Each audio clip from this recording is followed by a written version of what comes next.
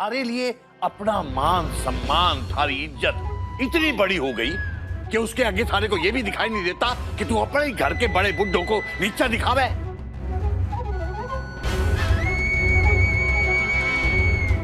बींदनी एक घर की दीवार में लगे सीमेंट और कंकर का वो घोड़ हो गए जो दीवार की ईंटों को मजबूती से पकड़ के रखे है।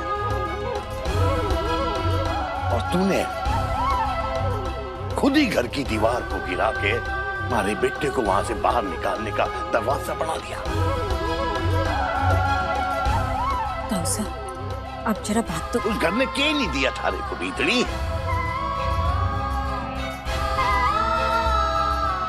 हर 15 दिन बाद उस घर के नियम, उस घर के रीति रिवाज, उस घर की आजादी की हदों को सरकाया गया थारे वास्ते।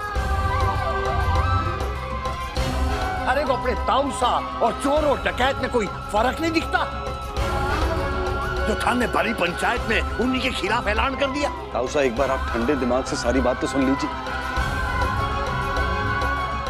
इसमें आनंदी का कोई दोष नहीं है। आनंदी तो वाह भैरव वाह।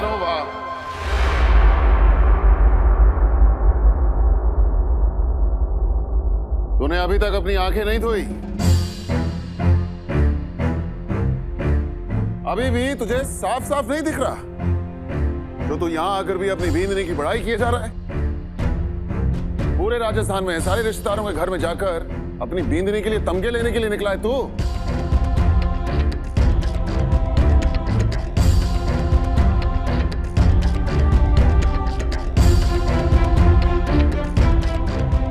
आनंदी क्या सिर्फ मेरी बहू है भाई साहब? आपकी कुछ नहीं लगती?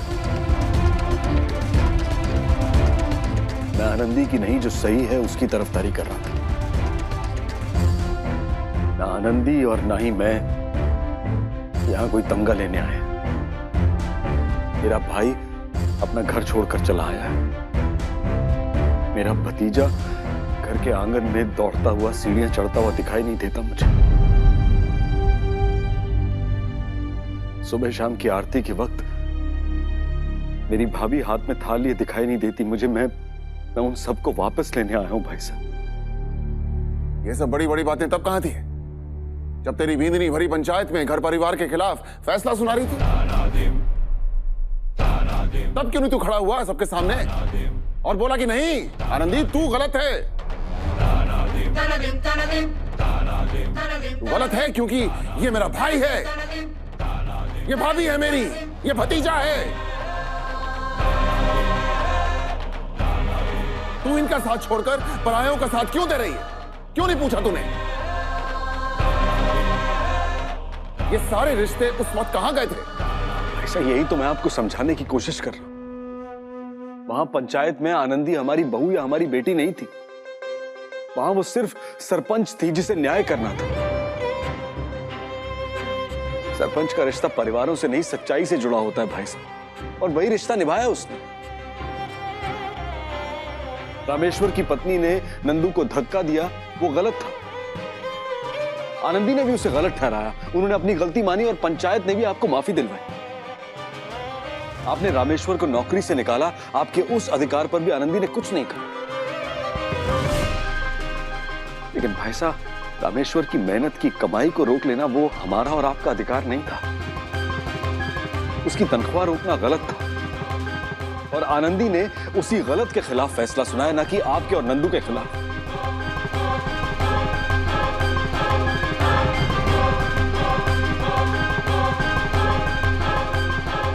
बसंत, तूने उस आदमी की तनख्वाह रोक ली? हाँ तो क्या गलत किया मैंने?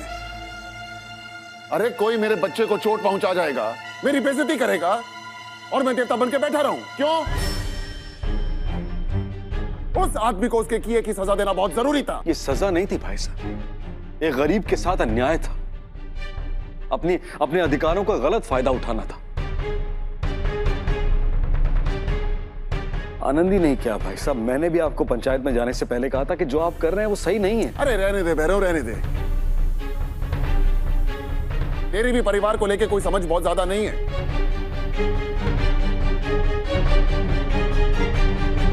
तेरे आदर्शों ने तेरा भी दिमाग खराब कर रखा है। मुझे परिवार की समझ नहीं है भाई साहब। अगर परिवार की समझ नहीं होती तो क्या मैं आपको यहाँ बुलाने आता? अरे तो क्या एहसान किया मुझ पर?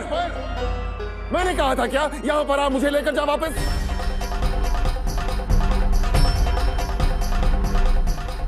मत झगड़िए आप लोग। ये क्या कर रहे हैं? हम तो यहाँ नंदू के लिए आए हैं ना, उसका जन्मदिन मनाने। जरा सोचिए क्या बीतेगी उस पर। जी आपको लगता है कि हमें बुरा नहीं लग रहा होगा? ये आज के दिन नंदू अपने घर से दूर, अपने दोस्तों से अलग यहाँ अकेला है। लेकिन क्या करें, उसका ये दिन तो उसके अपनों की वजह से पहले ही बहुत खराब हो चुका है। ताऊसा, आप बापू सा की बात पर शक कैसे कर सकते हैं? आप जानते हैं कि बापू सा कभी गलत का साथ नहीं देते। सुनना,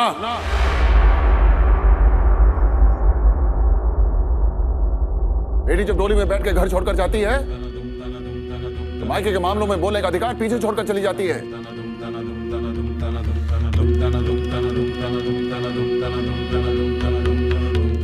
बेटी है तू, घर में आ, सगुन नेक ले और निकल। घर के मामलों में पंचायती मत कर। ऐसा मैं आपसे हाथ जोड़कर विनती करता हूं। आनंदी भी आपसे माफी मांग चुकी है। आप कहेंगे तो 10 बार और मांग लेंगे, पर ये न्याय अन्याय, गलत सही, इज्जत बेइज्जती सब छोड़ दीजिए भाई साहब और घर चलिए बस। तू आज तक ना तो कभी मेरी बात समझा और ना ही कभी समझेगा। अरे इसीलिए तो मैं सभी को छोड़ छाड़ कर यहां पर आ गया था, लेकिन नहीं, तुझे उसमें भी चैन नहीं मिला। पीछे पीछे आ गया बाबू साहब को मेरे खिलाफ भड़काने के लिए कि देखो मैं और मेरी बिंदनी तो कितने सही हैं, जो गलत हैं सो ये सिद्धि हैं। समझ में नहीं आता कैसे हो तुम लोग। अपने आप को ऊपर उठाने के लिए सामने वाले को नीचे उतारने में कभी कोई कसर नहीं छोड़ते। नहीं बसंत नहीं, इन लोगों को आप बीच में मत बोलिए बाबू साहब।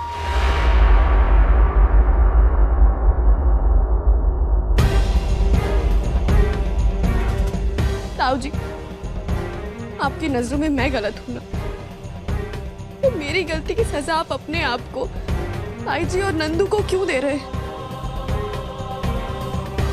ताऊ जी, आप तो उस घर के बेटे हैं, मैं तो बीमनी हूं। वो घर पहले आपका है, फिर मेरा। ताऊ जी, आप घर लौटाइए अगर आप चाहेंगे तो मैं उस घर में ना रहूं।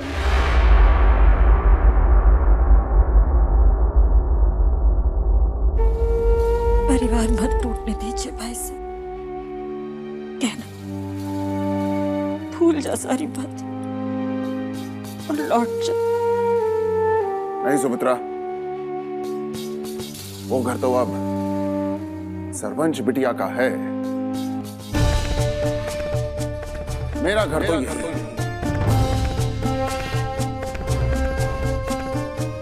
ऐसा ऐसी कोई बात मत कहिए जिससे आपको और मुझे तकलीफ।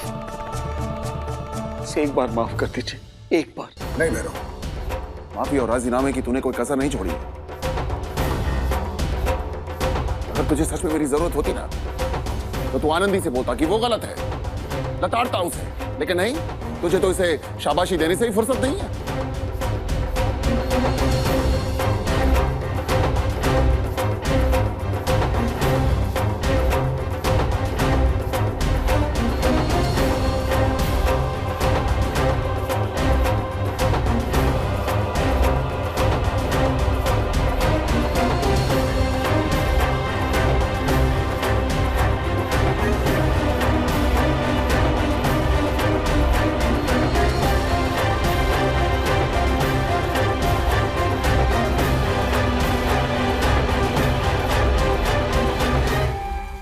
नंदू, जाओ बेटा, अपने कमरे में जाओ।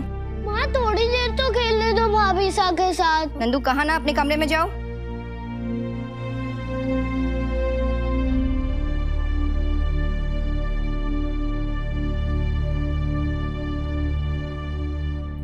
नंदू, बस थोड़ी देर के लिए तुमसे मिलने आए थे, सो मिल लिया। अब हमें जाना होगा, बहुत सारा काम अटका पड़ा है ना, लेकिन हम जल्दी आएंगे। तो मुझे भी साथ ले चलो ना। मुझे यहाँ बिल्कुल अच्छा नहीं लगता है। यहाँ तो मेरा कोई दोस्त भी नहीं है, मैं किसके साथ खेलूं?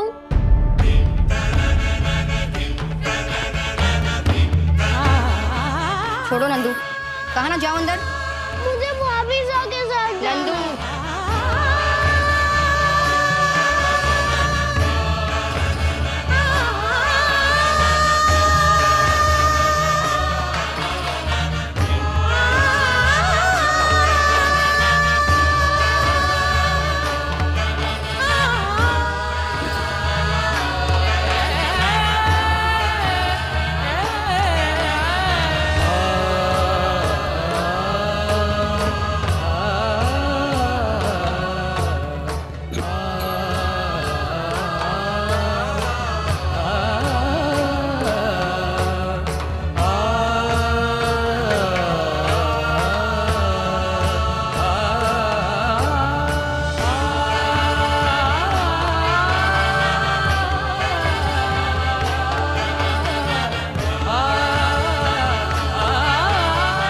चलो नंदू।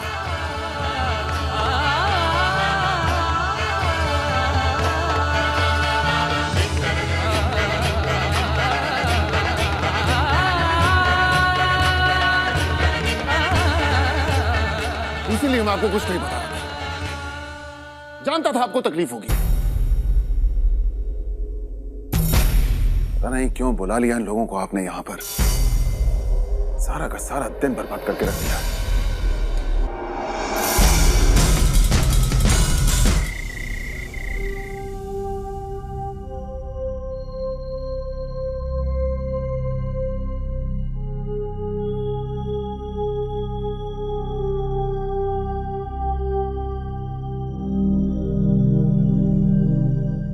कैसे कैसे दिन देखे हैं कल्याणी ने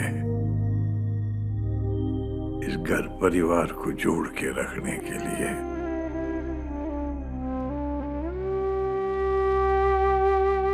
अपने आंसुओं से सिंचा है उसने इस परिवार को।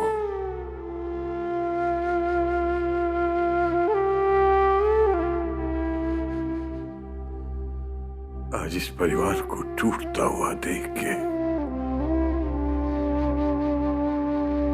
हमारा मन बहुत घबरा रहा है।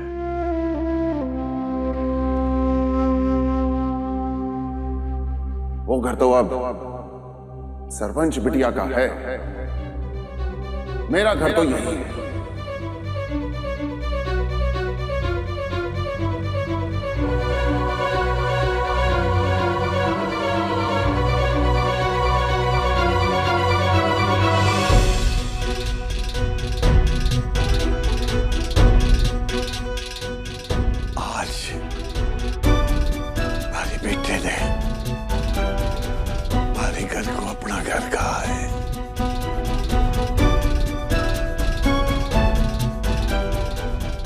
बेटा हमारे साथ रहना चाहता है।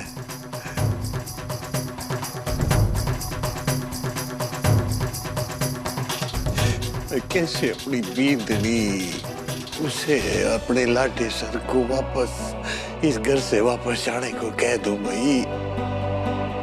मैं भी तो अपने परिवार से उतना ही प्यार करता हूँ जितना कल्याणी।